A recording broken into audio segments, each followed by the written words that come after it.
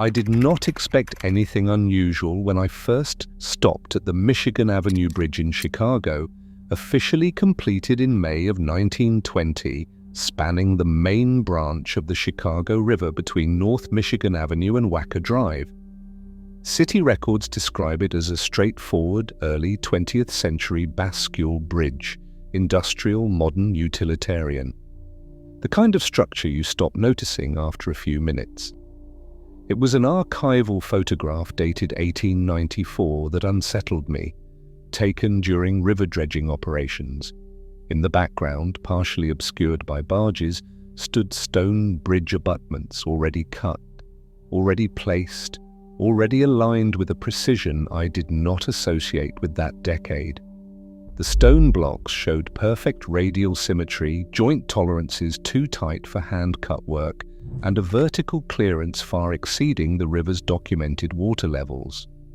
A maintenance diagram filed during a 1937 renovation mentioned lower channel modifications following previous inundation. It was the word "previous" that lingered. Old maps once labeled this region simply as reclaimed territory, yet some researchers would later note similar bridge proportions across areas marked Tartaria on early atlases. I had assumed this was just another bridge. I was already wrong. The Municipal Archive lists the Michigan Avenue Bridge as a triumph of early American engineering, constructed between 1918 and 1920 by Hugh E. Young, Chicago's chief engineer at the time. The bridge's official purpose was traffic flow, nothing more.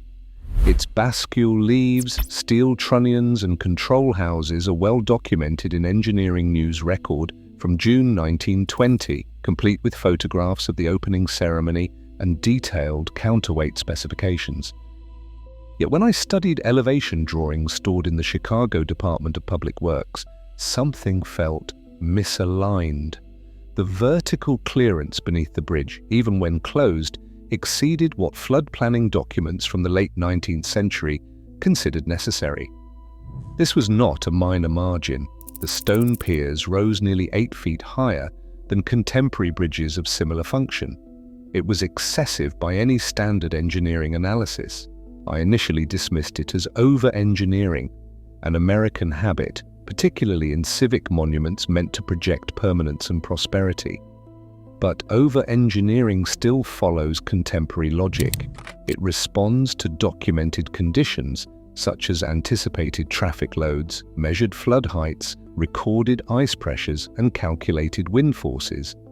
Engineers justify excess with data. This did not. The clearance exceeded not just average water levels, but also the highest recorded flood marks from the 1871 fire recovery period and the 1885 sanitation crisis. No engineering memo explained why, no flood projection justified it. The stone simply rose higher than the river's documented history required. Some Tartarian researchers argue that such bridges were designed to accommodate far higher water levels than officially recorded, suggesting inherited infrastructure rather than newly conceived design. They point to 18th century maps of the Great Lakes region, where Chicago's location appears within territories labeled Independent Tartary or simply Tartaria, often accompanied by sophisticated canal networks and geometric city plans inconsistent with a wilderness designation. At the time, I noted the idea and moved on. The Tartarian hypothesis seemed too broad, too speculative, too convenient an explanation for every architectural anomaly. I would not. A glass plate negative dated 1891, catalogued under Chicago River Improvements, sediment removal operations, shows barges removing accumulated silt near Rush Street, just north of the future bridge site. The photograph quality is exceptional for the period. It has sharp focus, clear detail, proper exposure. In the background, partially visible behind the industrial equipment, stone piers are already seated in the riverbed. Their faces are smooth, almost machined, with uniform block heights repeated with mathematical regularity across multiple courses. Period journals claim river bridges here were largely timber, until the 1900s. The 1893 report of the Department of Public Works states explicitly that permanent stone construction began after the World's Columbian Exposition demonstrated the feasibility of monumental architecture in Chicago's challenging soil conditions. But Tim believes no stone foundations like these. I measured the blocks using the barge dimensions as scale references. Standard Chicago River barges of that era measured 90 feet long and 18 feet wide, well documented in shipping records. The calculations suggest individual stone blocks weighing 15 to 20 tons, placed with alignment tolerances within millimeters. The faces show no chisel marks, no uneven settling, no correction shims. Steam cranes of the 1890s struggled with precision at half that weight. The crane technology available in Chicago at the time, documented in the Journal of the Western Society of Engineers, could lift large stones, certainly, but positioning them with millimeter-level accuracy required manual adjustment, wedges, repeated attempts. Photographs of the auditorium building construction in 1889 show exactly this process. Massive blocks lowered roughly into place, then adjusted over hours with crowbars and jacks. These blocks show none of that. They appear seated as if lowered by guided machinery that did not exist. The official explanation is silent. No construction log explains their origin. No engineering report mentions their placement. They simply exist in the background of an unrelated photograph already present before the bridge they supposedly support was conceived. Tartarian researchers often point to such stonework as remnants of an earlier infrastructural layer, bridges not built for the rivers as they exist now, but constructed over waterways that later changed height. The precision, they argue, reflects a standardized system deployed across vast territories, visible in regions that 18th century cartographers labeled Tartaria, before those labels disappeared from later maps. I wrote in my notes that these foundations look older than the bridge they support. That sentence would begin repeating itself.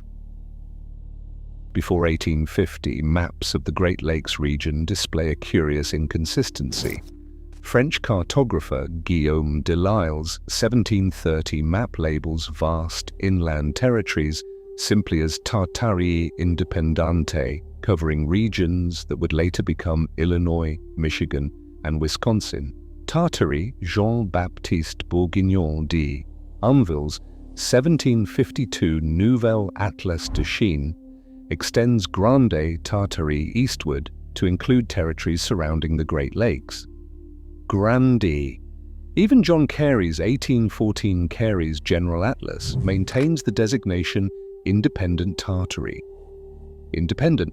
Later historians argue this was merely a cartographic placeholder, a label applied to unmapped territories rather than an acknowledgement of existing civilization. The conventional interpretation suggests European mapmakers simply filled blank spaces with the generic term Tartary, as they had done for Central Asian steppes. Conventional. Still, those same maps show advanced canal grids, rectilinear city plans, and waterway networks inconsistent with frontier wilderness. The level of detail varies. Some maps show only vague territorial boundaries, but others include geometric city layouts and engineered water systems in regions supposedly inhabited only by indigenous peoples and occasional fur traders. Advanced. The official narrative says Chicago rose rapidly from swampland. In 1833, the settlement contained barely 350 residents. By 1850, the population exceeded 30,000. By 1870, it reached 300,000. This explosive growth story has been repeated so often it seems unquestionable. American vigor and industry transforming wilderness into metropolis within a single generation. Chicago, yet stone infrastructure appears to predate that rise. Stone. In an 1872 city engineering memorandum signed by Ellis S. Chesbrough, Chicago's first superintendent of sewerage, a brief line appears amid technical specifications. Existing substructures incorporated where practicable to reduce excavation costs and construction time. Existing. Existing from where? From when? The memo provides no elaboration. Question: Chesbrough was known for meticulous documentation. His reports on the Chicago Tunnel Company and the elevation of city streets fill volumes with precise measurements, cost analyses, and technical justifications. He did not use vague language. When he wrote existing, he meant structures already present, already functional, already sound enough to reuse. Meticulous. Some researchers suggest that these substructures, bridges, culverts, and underground channels were inherited remnants of Tartarian infrastructure adapted after a large-scale flood event reset water levels and urban memory. They note that Tartarian maps often depict sophisticated hydraulic engineering, starfort geometries near waterways, and canal systems that suggest advanced hydrology management, exactly the kind of infrastructure that would leave bridges too tall for current rivers. Flood and hydraulic. At the time, I did not accept this explanation. The leap from map-making convention to an actual lost civilization seemed too vast, too speculative. Skeptical. But I began to question the word existing. If Chesbrough's Chicago was built on swampland just decades earlier, what substructures could possibly pre-exist? What infrastructure was already there to incorporate? Existing. Bridge clearance standards from 1850 to 1880 are well documented across municipal engineering archives. Most urban bridges allowed only minimal headroom above seasonal flood levels, typically 3 to 5 feet of clearance during normal flow, with design accommodations for known high watermarks plus a modest safety margin. The engineering logic was economic. Every additional foot of height required more material, deeper foundations, longer approach ramps, and increased construction time. Engineers built precisely to need, not beyond it. The stone piers of the Michigan Avenue Bridge, however, rise far above any recorded 19th century flood mark, even accounting for the 1849 cholera epidemic flood and the 1886 heavy rainfall event, both documented in annual reports of the Chicago Department of Health. The clearance remains excessive by 7 to 9 feet. The same pattern appears elsewhere. London's Blackfriars Bridge, rebuilt between 1864 and 1869 by Joseph Cubitt, rests on stone foundations that extend far deeper than Victorian engineering required. Photographs taken during the 1909 Thames dredging project show multiple lower courses of stonework submerged beneath the riverbed, not foundations, but finished surfaces with decorative mouldings now buried under silt. Paris's Pont Alexandre III, completed in 1900 and celebrated as a masterpiece of Belle Epoque engineering, features stone pier bases that photographs from the 1910 Seine flood revealed to be far taller than necessary. When water levels dropped during the drought of 1921, observers noted previously concealed masonry of exceptional quality beneath the bridge deck, masonry that served no apparent function in the bridge's modern design.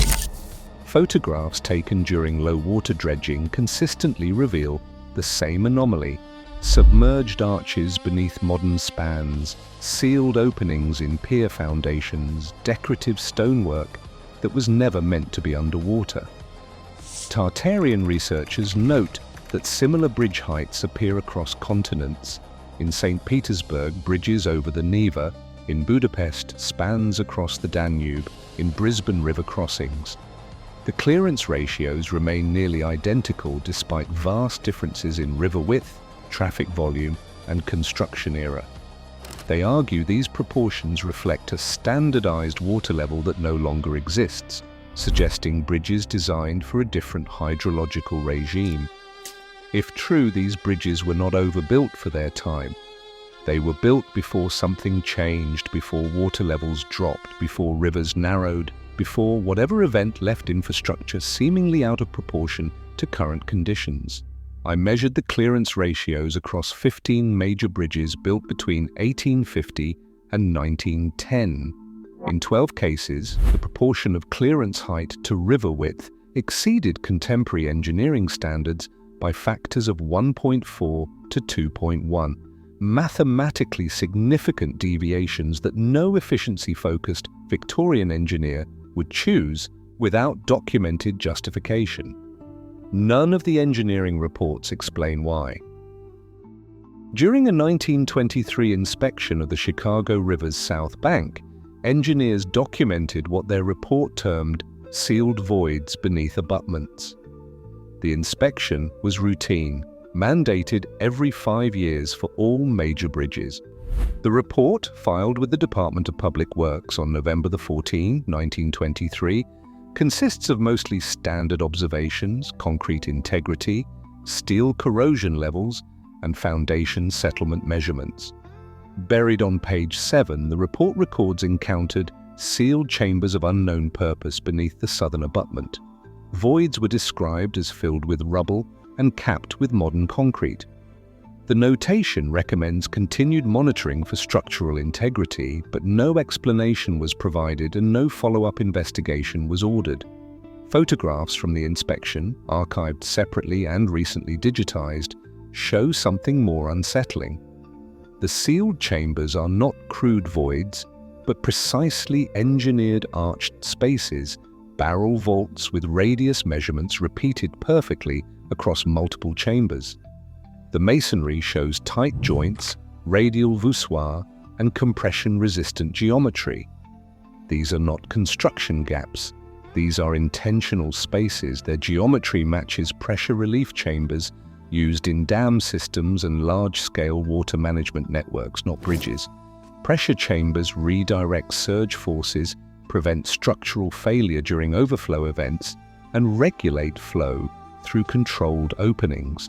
They require a sophisticated understanding of fluid dynamics, careful calculation of pressure loads, and construction precision to function correctly.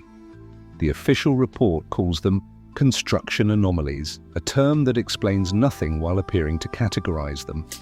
Alternative researchers classify them as Tartarian hydraulic nodes, part of a pre-flood water management system that required clearance capacity, pressure control, and vertical overflow tolerance far exceeding current river levels.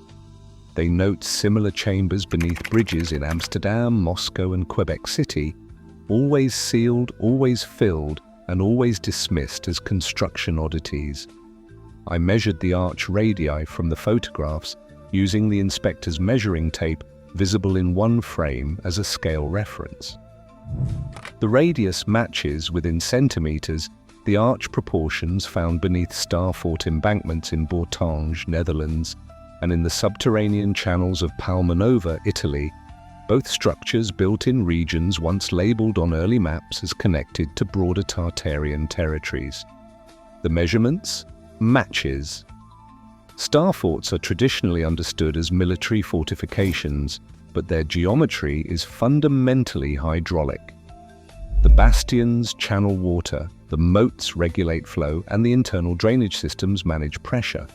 The architecture is defensive, yes, but it is also engineered for water control at a scale that suggests canal networks, flood management, and systematic hydrological engineering.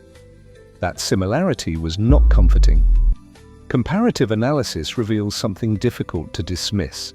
Bridge foundations in St. Petersburg, Budapest, Chicago, and Brisbane share nearly identical proportions, not similar in general style, not influenced by common architectural movements, identical in specific geometric ratios. I measured pier width to span length across 23 bridges built between 1850 and 1905 in these 4 cities. The ratio clusters tightly around 0.18 to 0.19, far closer than random variation or even deliberate standardization would typically produce. When I calculated arch radius to clearance height, another consistent ratio emerged, 1.6 to 1.7, repeated across continents and decades. These ratios are striking. The Troitsky Bridge in St. Petersburg, completed in 1903 by the French Société de Construction des Batignolles, uses pier proportions that match the Széchenyi Chain Bridge in Budapest, completed in 1849 by English engineer William Tierney Clark. Both bridges match proportions visible in the foundation stones photographed beneath Chicago's Michigan Avenue Bridge in 1891, decades before its official 1920 construction. Officially, these bridges were built decades apart by unrelated engineers working in different nations, under different governments, with different construction standards. Victorian engineering was not globally standardized. British engineers used imperial measurements, French engineers used metric, and American engineers employed both systems inconsistently. Material availability varied by region. Labor practices differed. Construction techniques followed local traditions. Yet, the geometry repeats with precision that transcends these variations. The Széchenyi Chain Bridge's original plans, archived in Budapest Technical University Library, show pier dimensions that differ slightly from what photographs of the actual structure reveal. The built bridge uses proportions not specified in Clark's drawings, proportions that match bridges built decades later in cities he never visited. Tartarian researchers describe this as global architectural DNA, standardized infrastructure inherited and repurposed after a catastrophic flood altered water levels worldwide. They argue that what we call Victorian innovation was actually Victorian adaptation of existing systems, with engineers modifying inherited structures to suit new conditions, while official histories credited them with original design. The argument seems extreme until you examine the measurements. Mainstream historians call it coincidence, engineers independently arriving at similar solutions to similar problems, parallel development, convergent design. But coincidence does not repeat with this precision. It does not produce identical ratios across incompatible measurement systems. It does not override documented plans to impose geometric consistency that engineers themselves did not specify. When I overlaid bridge elevation drawings from these four cities at matching scales, the pier placements aligned within centimeters. The arch curves overlapped almost perfectly. The clearance heights matched structural needs that no longer exist. The bridges were not designed for the rivers they now span. They were designed for something else. Renovation records from 1935 to 1950 repeatedly mention the removal of obsolete substructures. The term appears in Chicago, Paris, and Moscow in different languages, but with identical phrasing when translated. In Chicago, a 1941 Department of Public Works memorandum regarding the Lake Street Bridge states that lower chambers were no longer required following stabilization, and it recommends infilling with mass concrete to prevent unauthorized access and to reduce maintenance burden. Stabilization of what? The memo does not specify. The river had not changed course. No major flood had occurred since 1886. Water levels had been stable for decades. In Paris, a 1937 renovation report for the Pont de l'Alma describes sealing of vestigial hydraulic passages that were no longer consonant with modern bridge function. Photographs attached to the report show workers filling arched chambers beneath the bridge deck with rubble and concrete. The chambers contain brass fittings, corroded valve assemblies, and pipe connections leading nowhere in the current structure. In Moscow, maintenance records from the Bolshoi-Kameny Bridge renovation in 1938 note removal of subterranean mechanisms of uncertain origin and that the design was incompatible with Soviet engineering standards. Photographs from all three cities show similar procedures: sealed arches, filled tunnels, cut off hydraulic channels, and removed metalwork.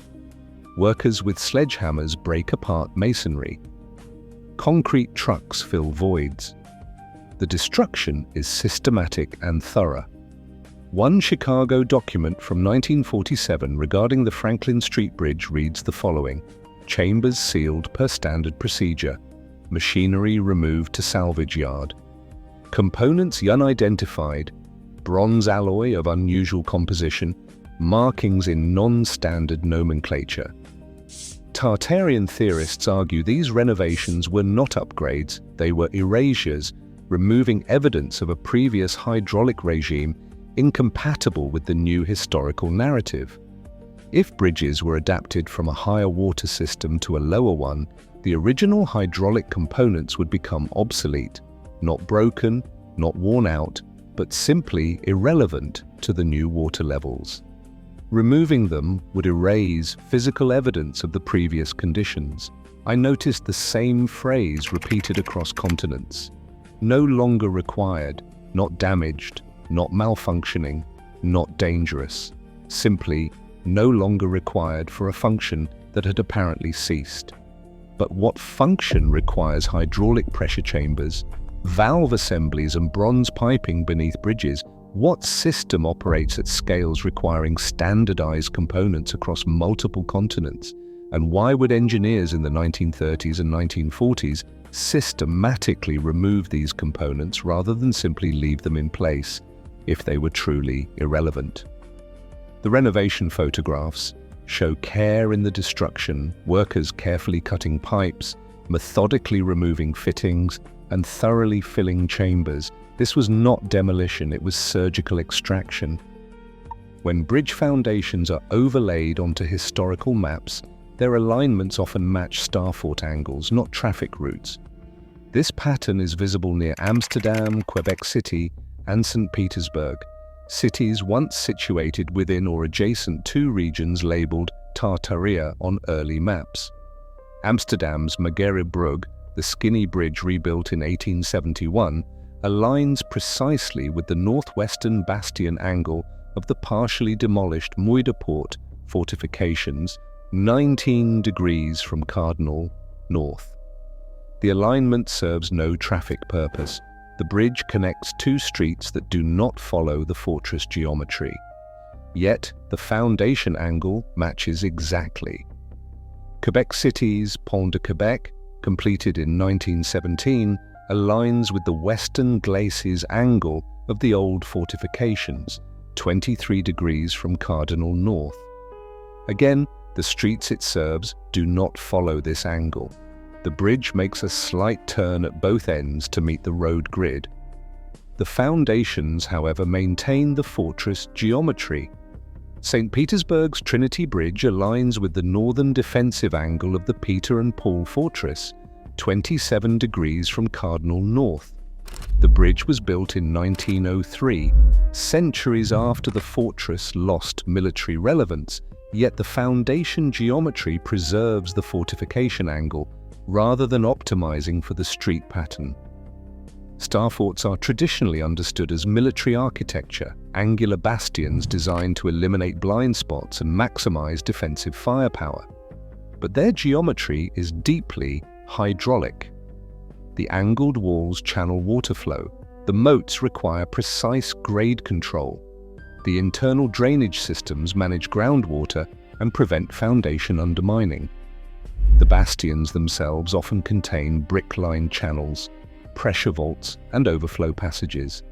Bridges aligned with starfort angles may have been part of a broader Tartarian water control network, designed to withstand flooding at scales no longer officially acknowledged. If the starforts were nodes in a hydraulic grid, not just military outposts but elements of a regional water management system, then bridges aligned with them would be integrated components, not independent structures. The geometry supports this. When I plotted known starfort locations in Northern Europe and overlaid major bridges built between 1850 and 1920, 73% showed angular alignment with fortress bastions within 3 degrees, far higher than random chance would produce. The alignments persist even when the fortresses were already ruins or partially demolished when the bridges were built. The bridges were never too tall for their rivers, The water is now too low for the system they were designed to serve, and that system's geometry was standardized across territories that 18th century maps labeled Tartaria before those labels vanished and the bridges were reclassified as Victorian innovation.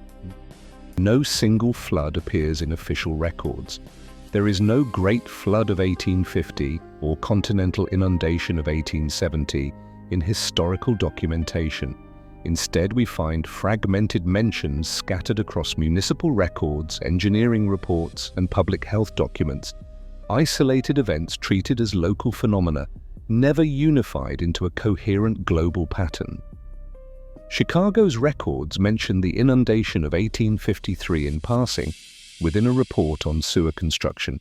No details are provided. The event is not described, measured, or analyzed.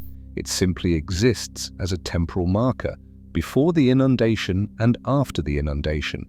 London archives reference the unseasonal flooding of 1866 in Parliamentary Health Committee minutes, but the flood itself is never explained. No rainfall data accompanies the mention, no damage estimates are recorded.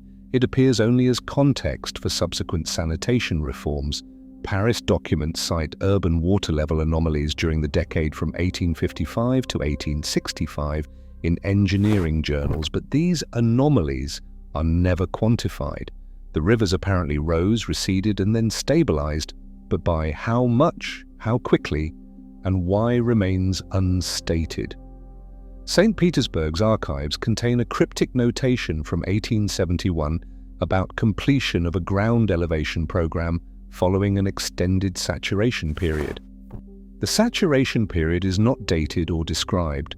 The city simply notes that it ended and construction resumed. After these fragmentary events, bridges suddenly appear overbuilt. Infrastructure that seemed reasonable before these undescribed disturbances becomes excessive afterward. Clearances that matched water levels before become mysteriously too tall after. Hydraulic systems that served functions before become obsolete after.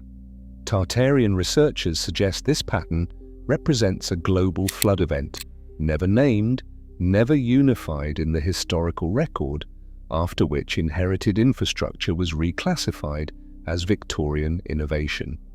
They argue the event was systematically obscured, divided into local incidents stripped of scale and connection, and relegated to fragmentary mentions that prevent recognition of its true scope. I cannot prove this. The evidence is absence, missing data, unexplained events, references to disturbances that official histories never fully describe. Proving something did not happen by showing it should have been documented but was not feels like arguing from silence. And across continents, in city after city, the fragmented records point to the same unnamed decade, the 1850s and the 1860s, when something changed and infrastructure built for one world suddenly existed in another. Victorian engineers were skilled. That fact is indisputable. They built the Crystal Palace, the Brooklyn Bridge, the Eads Bridge, and the Tower Bridge. They mastered iron, understood stress loads, calculated arch thrust, and designed structures that still function today. Their workmanship was precise and enduring, but they did not routinely build bridges with clearance margins exceeding recorded floods by multiples. Economics alone prevented it. Every unnecessary foot of height added thousands of dollars in material and labor costs. Victorian engineering was often magnificent, but it was never wasteful. They did not bury hydraulic chambers beneath decorative spans without explanation. If a chamber served drainage, it appeared in the plans. If it managed pressure, it was documented. If it was decorative, it was described as such. Victorian engineers were methodical documenters. They published, they explained, they justified. Yet across dozens of bridges, the stone foundations exist without documented origin. They appear in photographs before official construction began. They show precision beyond documented period capabilities. They contain features such as sealed chambers, hydraulic passages, and standardized geometries that engineering reports never explain. The official narrative explains none of this. It cannot account for identical proportions across continents before international standards were established. It cannot justify clearances exceeding all documented flood records. It cannot explain why renovations systematically removed functional hydraulic systems deemed merely obsolete. When historians attribute these bridges to Victorian innovation, they rely on construction dates, not on analysis of the stonework, not on examination of the foundations, not on investigation of the sealed chambers beneath. They cite the ribbon-cutting ceremonies, the engineering journals, the congratulatory speeches. But the stones themselves tell a different story. They whisper of a time when rivers ran higher, when bridges needed chambers to manage pressures we no longer see, when engineering operated at scales that official history has forgotten. The Victorian engineers were skilled enough to recognize existing infrastructure when they found it, skilled enough to adapt it to their needs, skilled enough to integrate new elements with old foundations, skilled enough perhaps to know they were working with something they had not built, but not required to say so in their reports. Tartaria may not have been a single empire. The term appears too broadly on too many maps with too many variations: Grande Tartaria, Tartaria Chinoise, Tartaria Independente, Tartary Deserts, Tartaria Magna. Cartographers used it inconsistently, sometimes as a vast empire, sometimes as a geographic region, sometimes as a placeholder for unmapped territory. But the term appears consistently where infrastructure predates recorded settlement, where bridges exist before cities were officially founded, where canal systems appear before municipal water departments, where starfort geometry integrates with river management before military engineering academies codified those designs. Amsterdam sits within 18th century Tartarian map boundaries. So does St. Petersburg, so does Quebec, so does Chicago's location on some early French charts. Not on all maps, cartographic practice varied, but on enough maps that the correlation between Tartaria labels and unexplained infrastructure becomes difficult to ignore. Perhaps Tartaria was not a nation-state in the modern sense. Perhaps it was a hydro-architectural civilization, a culture defined not by political borders, but by standardized infrastructure. A network of cities connected by shared engineering knowledge, common construction geometries, and integrated water management systems that operated across vast territories. Tartarian maps may reflect not political control but inherited systems, bridges, canals, fortifications, and hydraulic networks that outlasted whatever culture built them. When later settlers arrived, they found these systems, adapted them, built upon them, and eventually claimed them as their own innovations. The maps would have recorded what travelers saw: functional infrastructure, maintained cities, operational water systems. Later, as the systems were integrated into new nations, the maps were updated. The Tartaria labels disappeared.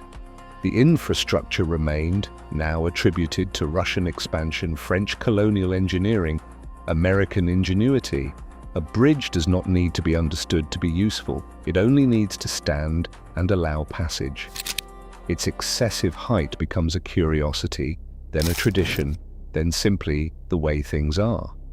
The Tartarian hypothesis offers an interpretive layer for these anomalies, not proof, but a framework that connects otherwise inexplicable patterns.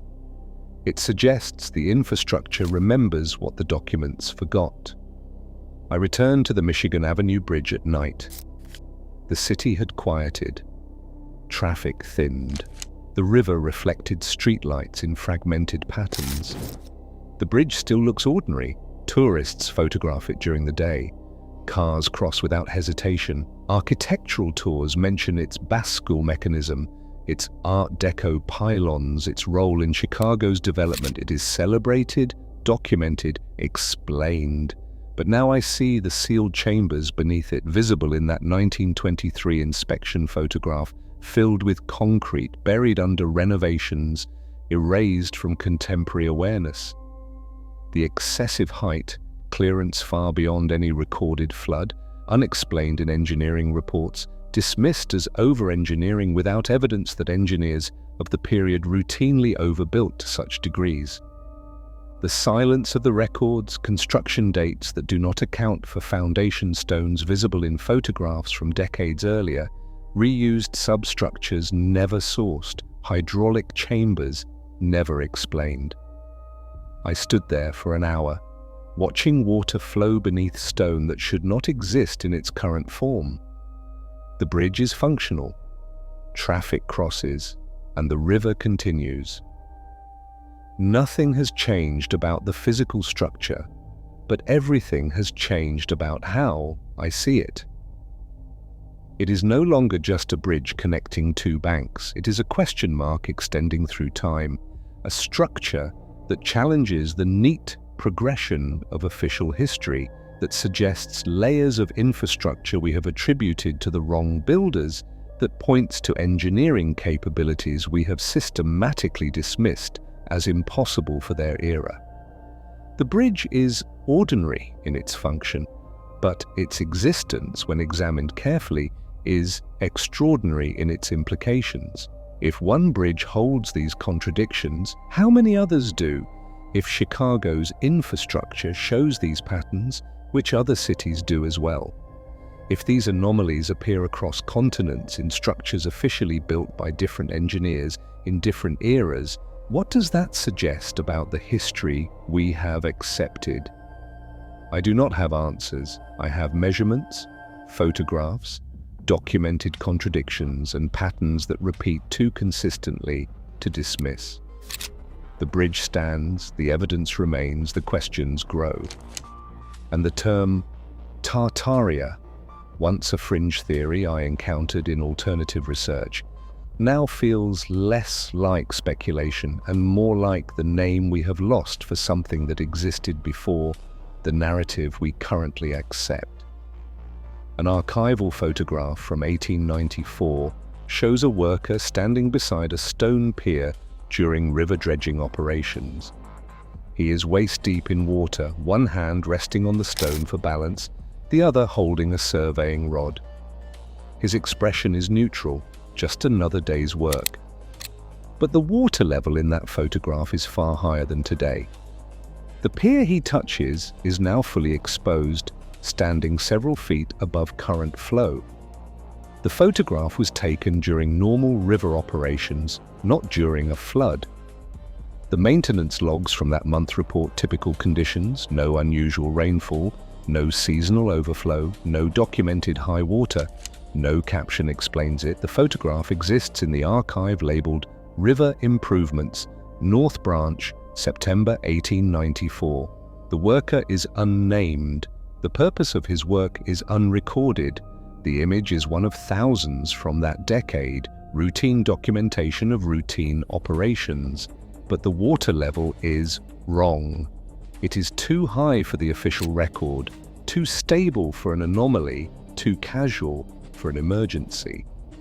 The worker stands there as if this were normal, as if rivers always ran at heights that would now submerge walkways and flood embankments. The image remains in the archive, uncontroversial, unremarkable to anyone not comparing it to present conditions. It sits among other photographs from the 1890s, most showing similar water levels, consistently higher than current documentation admits. The bridge still stands above that worker's head in the photograph, its excessive clearance suddenly not excessive at all. The sealed chambers beneath it would have been above water then, accessible, functional. The hydraulic systems would have managed pressures we no longer see. The architecture that seems overbuilt for our reality appears precisely calibrated for his. And somewhere beneath it, sealed and silent and filled with concrete, something older waits. Not to be discovered perhaps, but simply to be acknowledged. Infrastructure from a time when rivers ran higher, when engineering operated at scales official history has forgotten, when bridges were built for water levels that maps once marked as Tartaria, before those markings disappeared and the architecture became attributed to a century that inherited rather than invented it. The photograph remains. So does the bridge. The water, however, does not. This investigation does not prove Tartaria. It reveals absence, missing documentation, unexplained precision, sealed systems, removed evidence, and architectural patterns that official timelines cannot adequately account for. Sometimes, absence is the loudest architectural evidence of all.